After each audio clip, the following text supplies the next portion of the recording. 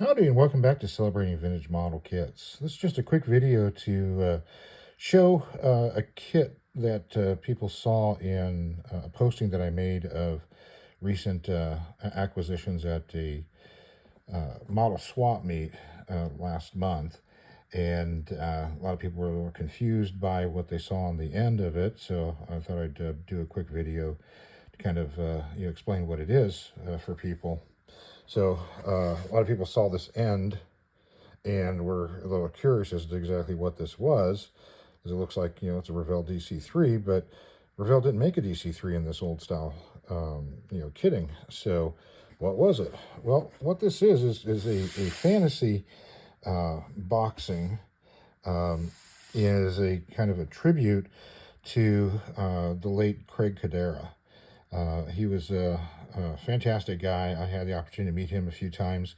He used to go to the model kit show that I attended since I was a kid. I remember seeing him there a lot when I was young. Him and Mike Machot would be hanging out together. Then when I got into art school and started doing my own aviation artwork, I had the opportunity to go up to Seattle for one of the American Aviation Artists Association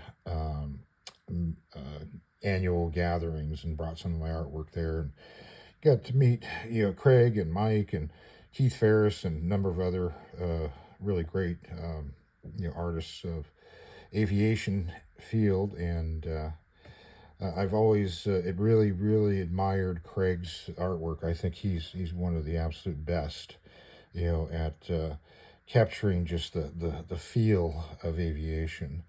And unfortunately, he passed away a couple of years ago. And some guys got together and put together this kind of a tribute. So he was very much into model kits, collecting some of the old vintage kits, particularly the airliners.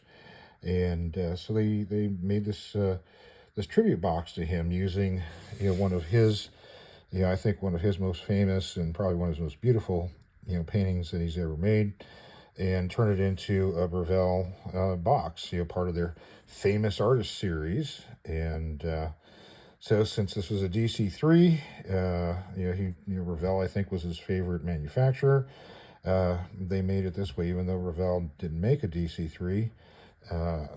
They decided to make it this way anyway. So, it looks just like an original kit, 1966 date, other kits that were available. Wouldn't be surprised if these were his favorite aircraft. And some more on this side. Information, here. It just looks like an old kit.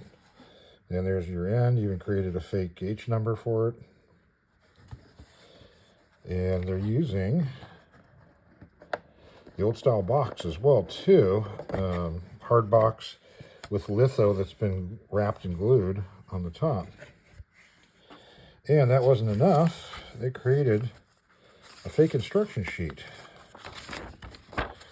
So this, I believe, is the instruction sheet for the monogram DC-3. I was looking at a couple of their kits, and it matches up, it looks like. But they went in and changed the markings on it to reflect the American Airlines of what he had done in the painting. And, swapped out the monogram logos for Revell, changed these markings as well.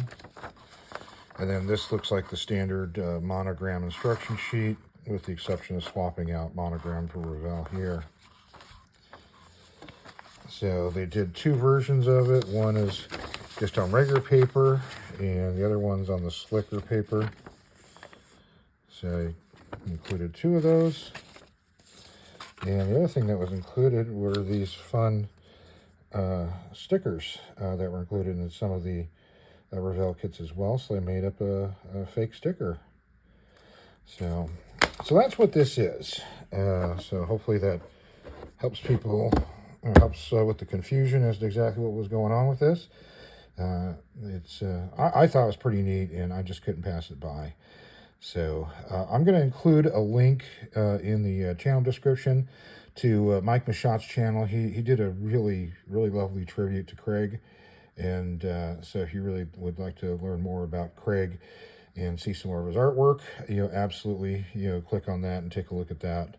Uh, he was a great man, and definitely dearly missed. And so that's all for today. Thanks for watching, and have yourself a great rest of your day.